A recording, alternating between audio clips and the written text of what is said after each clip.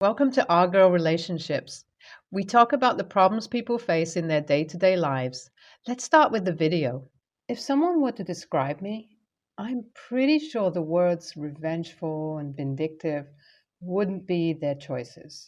But that doesn't mean that if someone gives me crap, I'm going to turn the other cheek.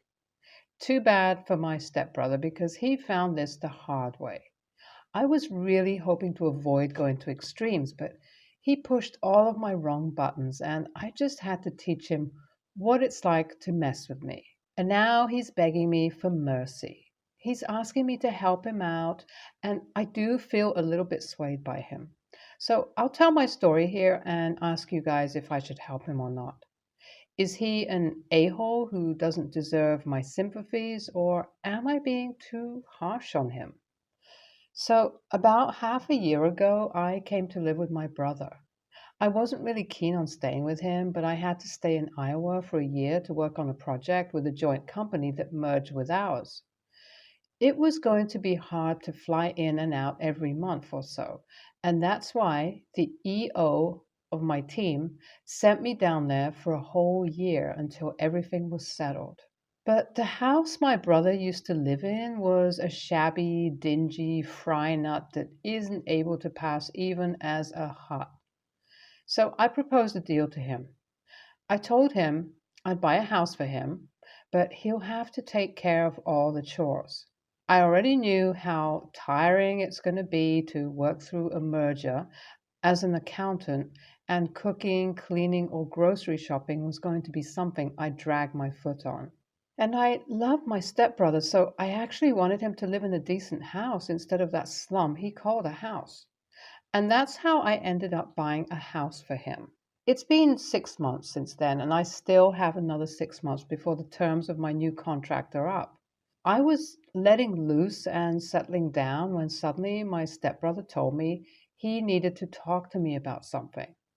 I asked him what was up and why does he look like someone stole his candy. He got angry and asked me not to make jokes as he had something serious to say. He told me that recently him and his girlfriend have decided to live together. It's a pretty big step for them because they both are very private people and love their personal space. His girlfriend owns a one-bedroom house, which would make things uncomfortable for them in the long run if they ever just need to escape for a bit or take a breather when things are getting too overwhelming. They have decided that it would be better for her to move in with him. I said that I'm happy for them and that I'll make sure to not bother them. But he said that's not why he was telling me. He wanted me to move out of the house and find someplace else for the rest of the time I'm in Iowa. I was actually getting upset at this suggestion of his because it would waste a lot of my time if I moved. But I controlled myself and asked him if I could move into his girlfriend's house instead of wasting days in finding a rental home. But he instantly denied this. He said that his girlfriend isn't going to move out or sell the house. She was going to keep it as a second place, and she doesn't like strangers coming to her place, let alone someone living there. At this point, I couldn't control myself anymore. They wanted to move in and live together. It was their problem, and I was getting dragged around when I barely had time to get a day off and just sleep and relax. And to think he's kicking me out of my own house? I reminded him that I was the one who bought this house for him, and if he needs to live with his girlfriend, then he's welcome to buy a new one. But all he said was that he'll be forced to evict me, and I should just leave on my own accord. Hearing that threat sent me over the edge. I just laughed at him because my stepbrother was threatening to kick me out of the house I bought if I don't comply with him, when he's the one who had been doing illegal business thinking that I don't know about it all. I told him he should not mess with me, as I'm well aware of how he operates his e-commerce website and where all the products he sells there come from. I showed him the pictures I took when I found out he was selling knockoffs of popular brands and told him not to mess with me. I walked out of the room and went to sleep that night. The next day, when I came back from work, I was shocked to find that all my stuff was already packed. I asked my stepbrother why he was being so pushy and not learning what it means to mess with me. He said that the house was in his name and I don't have an agreement notice to live in this house. He said if I don't leave, he'll take legal action. He told me he saw the pictures that I had and they do not prove that his business is illegal. I can't harm him, and I should just leave before this gets ugly. I hit my breaking point then. I grabbed my suitcase and walked out the door. I looked for a motel nearby and booked a room for a week there. Then I went straight to the cops and told them how my brother was running an illegal business and how he copies the designs of famous brands, makes a few changes in them, and then sells them online. I reported him for copyright infringement. I don't know what happened after that as I wasn't keeping tabs on my stepbrother, but about a week later, my brother came to my office. I had ignored a few of his calls before, but I didn't think he'd show up to my work. I asked him what he wanted, and he said he just needed to talk. I took him outside under the pretense of getting lunch. When we were a safe distance away from my workplace, I told him to get away from me and not bother me again. But suddenly, he started apologizing. He kept saying how sorry he was for behaving like the way he did, and I should take my complaint back. He started begging me on his knees, saying all sorts of things about how if this goes to court, he could be ruined and he'd lose everything he had ever worked for. I was so embarrassed that I told him I'd think about it and give him a call later. I just wanted him to leave before anyone saw that embarrassing state. Now I'm back at my motel. I don't know if I should help him out or not. As I'm a witness who heard about his shady deals with clients, I do hold some power in the case. But should I really take pity on him? Am I being an a-hole right now and overreacting over something that could have been sorted out easily? Or does he deserve to reap what he sowed? I just spent a whole evening going through all the replies on my original post. After reading them all, I've come to the conclusion that I should at least talk to my stepbrother once more before pitying him. Many of you did think that what I did was wrong and I should have handled matters in a way where no permanent damage would be caused, but I disagree with that. I think he needed a firm reminder of what happens when you kick out a family. But either way, I'll talk to him tomorrow and then we'll decide what I should do. As I said, I met with my brother. I wanted to see if he was really sorry for what he did and if his regret was genuine about how things turned out to be. After a lengthy talk, I found out that he really had hit a rock bottom. His whole business and everything he owns is on the line if the case goes to court and the companies are involved. Also, his girlfriend had apparently broken off their relationship, saying that she can't be with someone who would scam his way around and bring this much attention to their lives. Actually, I'm not sorry to see the girl go, but I do feel bad about how he was going to lose his whole life, so I've decided to talk to the cops and get them to drop the case. It's been a year since my last update here. I did try to get the cops to drop the case after I withdrew my charges, but they told me that it is not how copyright infringement works. They have already informed the brands that were harmed in this process, and now it's between them and my stepbrother. When I told my stepbrother about this, he almost lost his composure, but I told him that whatever happens, I do feel bad and I'll try to help him the best I could. After a few months and a lot of meetings with the representatives of all the brands involved, we were able to come to a settlement. My brother was to pay $2 million each to all the brands that he sold the knockoffs of. Other than that, he had to compensate them for the sales he had made based on their design and turnover, all his profits for his business. He lost his house and his other assets in the process. Because he had nowhere else to go, he came back home with me and is now living in my house. He found a decent paying job at a car seller company and is now working there until he restarts his own business. I had to lend him about $600,000 for him to completely pay off all his debts and start fresh. Hopefully, this time, he wouldn't push my buttons like last time, and I wouldn't have to take such extreme steps. NTA, I don't think you're an a-hole for leaving him to his own karma. Personally, I don't give a shit if billionaire brands were robbed off of a few bucks, but still, he deserves to suffer for hurting small businesses that had to struggle because some cheap knockoff was more cost friendly for them. YTA, who sells out his own brother just because they kicked them out of the house? You could have tried to talk to both him and his girlfriend and come to some kind of arrangement. And if it was not possible, you shouldn't have bought him the house in the first place. That was stupid to begin with.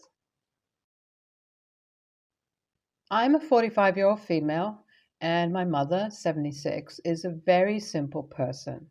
My father abandoned us when the youngest was 6 months old, and my mother was never the same mentally.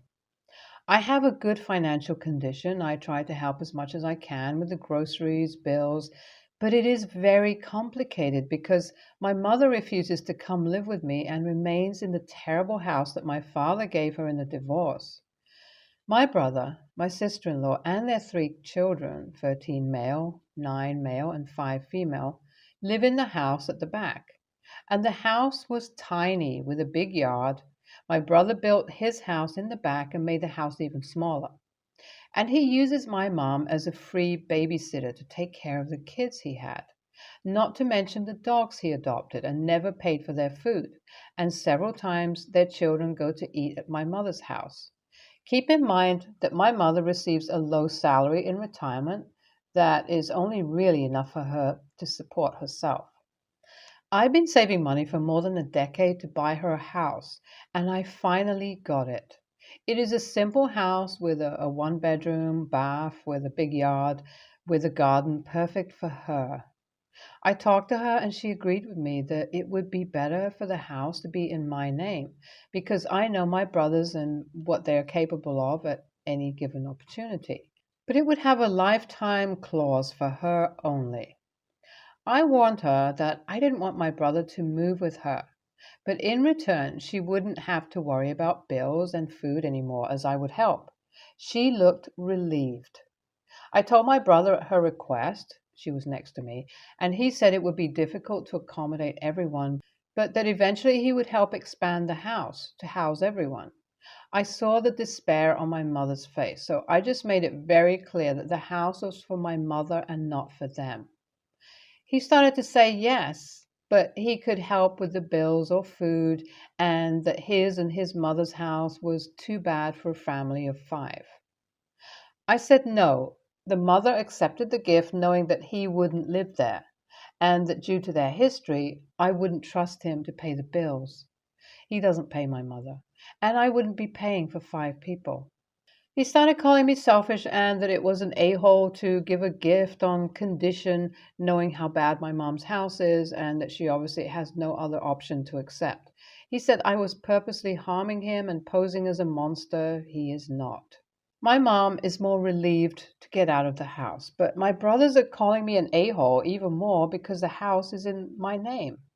AITA? NTA. However, if you haven't already, you should consider consulting an attorney to have a plan to enforce keeping your brother out of your mother's house. I should say your house, because you're the owner, fortunately. That way, if he tries to step over the line and invade her space, your property, you can take action. And make sure you let him know you have consulted a lawyer and there will be consequences if he does anything improper. If they are not going to properly take care of your mother and you are the one footing the bill to do so, then you have every right to protect her and yourself. This is exactly what your stipulations are for, not for anything malicious. Freeloaders and gaslighters are the best at turning good deeds into harmful and manipulative actions because it doesn't suit them. If they have a problem with supporting themselves, it's time for them to figure it out. They've gotten 2 decades of extra help under their belt. You don't owe them anything.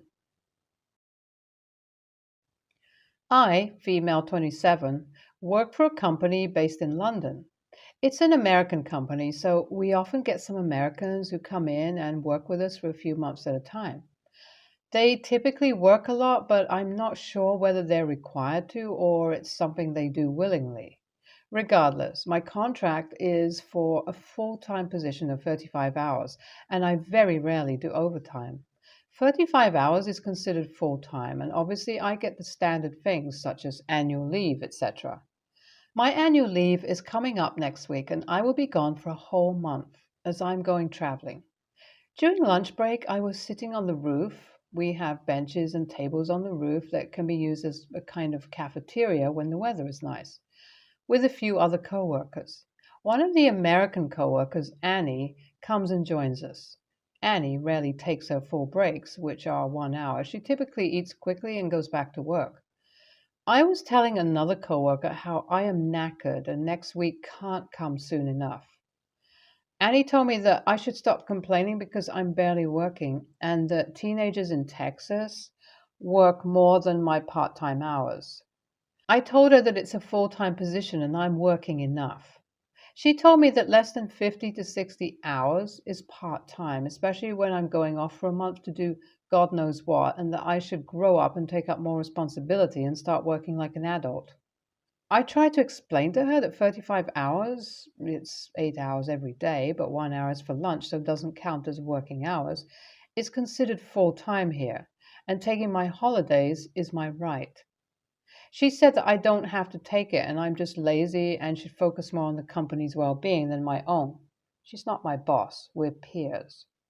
I told her that if she's willing to work so much, she can do it, but to stop judging others. She kept going on about how I wasted my time getting masters and have only been working for a short amount of time, and it's childish to expect people to cater to me and my lack of work ethic.